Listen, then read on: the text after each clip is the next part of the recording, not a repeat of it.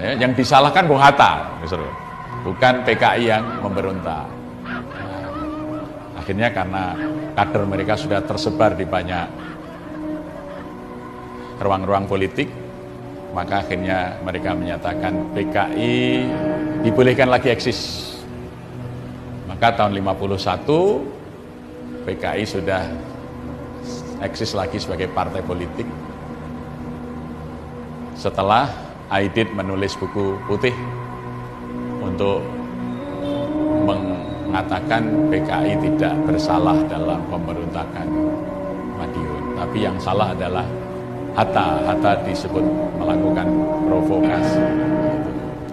Dan PKI pintar mendekat Soekarno, sehingga akhirnya nanti Bung Hatta meninggalkan Bung Karno. Dwi Tunggal ini pisah, ya. Jadi itu hebat, itu bekerja intensif di kalangan musuh itu begitu. Dwi Tunggal yang dari awal perjuangan kemerdekaan satu bisa dipisah oleh PKI, dan kemudian Bung Karno lebih dekat dengan Aidit daripada dengan Hatta. Maka ketika pemilu 55 PKI sudah menjadi partai dengan pemilih terbesar keempat. PNI, Masyumi, NU, PKI. Hanya dalam waktu 4 tahun PKI setelah dihapus dosanya sebagai pemberontak, mereka sudah siap karena kadernya tadinya di partai-partai yang lain dititipkan. Begitu ini eksis, ngisi partai semuanya. Strategi mereka itu begitu. Seperti kalau bahasa Jawa itu, PKI itu seperti emprit gandil. Jadi menetaskan telurnya di sarang burung yang lain. Ya, jadi ceritanya orang Jawa itu, emprit gandil itu kalau bertelur itu dia dieramkan kepada sarang-sarang burung perenjak. Telurnya burung perenjak dibuang. Jadi nanti kalau menetas bukan anak perenjak tapi anaknya emprit gandil ini. Jadi ini strategi ini ditiru oleh PKI. Jadi kalau PKI belum bisa eksis, dia mengeramkan telurnya di partai-partai yang lain sampai menjadi tokoh-tokoh puncak di partai itu. Nanti ketika lewat partai-partai itu memperjuangkan supaya PKI bisa eksis, dia kembali ke sarang apa? Ke bentuk aslinya. Partai-partai yang lain ditinggal kosong itu. Itu strateginya begitu. Ya. Prit gandil. Maka dulu kalau menjadi kode-kode rahasia, jadi ya tit gitu ya suaranya burung ketasi atau prit gandil itu ya.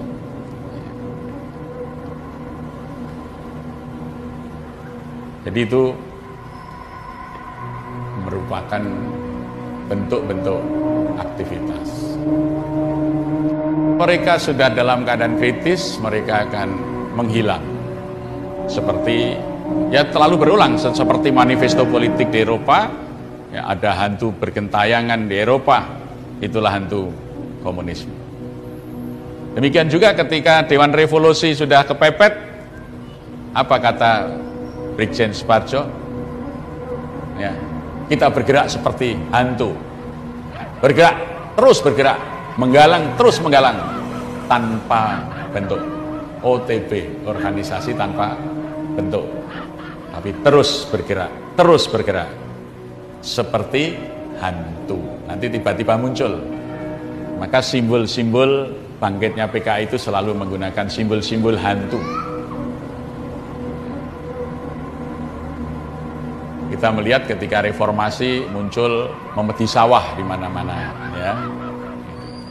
Bahkan pernah ada festival memedi sawah. Sebetulnya itu simbol kita sudah hadir, gitu.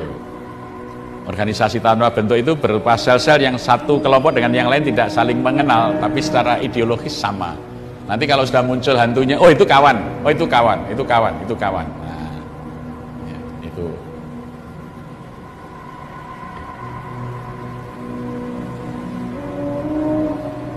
Jadi kalau kita lihat sejarah ini, sepertinya suasana politik akhir-akhir ini kok seperti tahun 63-64. Ya, gitu. Saya tidak tahu apakah MKTB itu berjalan intensif dan sudah kuat waktunya untuk hadir, maka tokoh-tokoh Islam yang mengalami masa-masa seperti itu sekarang mendorong kita belajar sejarah tentang komunis, nonton lagi film PKI yang dihilangkan dalam sejarah, dan bahkan mereka akan mendorong pemerintah minta maaf. Nanti kalau pemerintah minta maaf, organisasi itu langsung bangkit dan langsung anggotanya yang terserak itu berkumpul. Partai-partai tempat bernaung itu akan kosong. Ya. Jadi mereka sudah merasa cukup anggotanya dititip di mana-mana, itu sudah cukup dewasa, sudah saatnya sarang baru.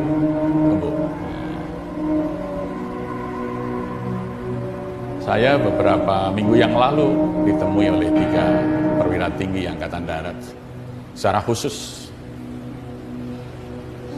saya diminta bertemu di Kodim, tidak ada orang lain.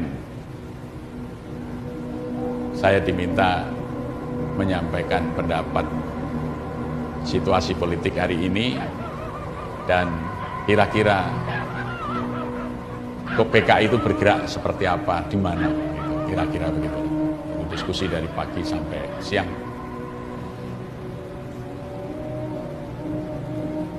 Ya, gambaran-gambaran itu kita sampaikan supaya Angkatan Darat dan umat Islam itu waspada. Karena musuh utama PKI itu 2 itu, Angkatan Darat dan umat Islam. Maka yang dibubarkan adalah Masyumi, HMI, yang diculik, dibunuh para jenderal Angkatan Darat. Itu karena itu musuh utama. Dan dua-duanya ini akan disusupi melalui MKTB.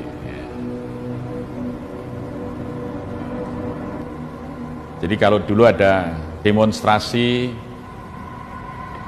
maka akan digerakkan demonstrasi tandingan. Jadi diadu rakyat. Dulu strateginya disebut demo kontra demo. Dulu namanya. Mungkin kalau bahasa sekarang persekusi. Ya, kalau dulu namanya demo kontra demo.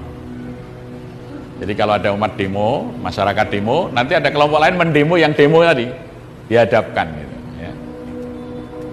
Itu strategi PKI, demo kontra demo.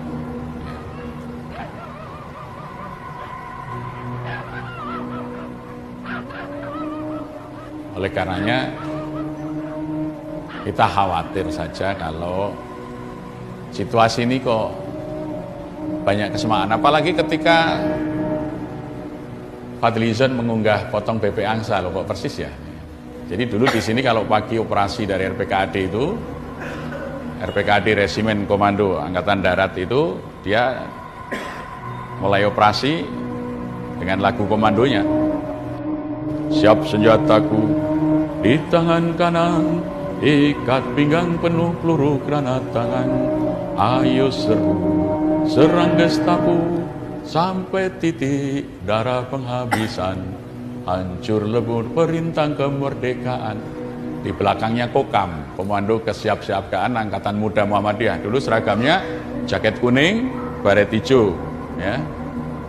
Tidak pakai doreng. Doreng itu saya yang mulai Kokam doreng itu di sini tahun 90. Waktu Muktamar Aceh itu satu-satunya Kokam yang berseragam doreng dari Jogja, dari Jogokarian. Ya. Sebelumnya Kokam itu jaket kuning, baretnya hijau. Itu di belakang RPK dia punya lagu, potong bebek angsa masa dikuali, bapakne PKI, ibune gerwani. Ayo diciduk, digawa neng Bantul pakani diwul.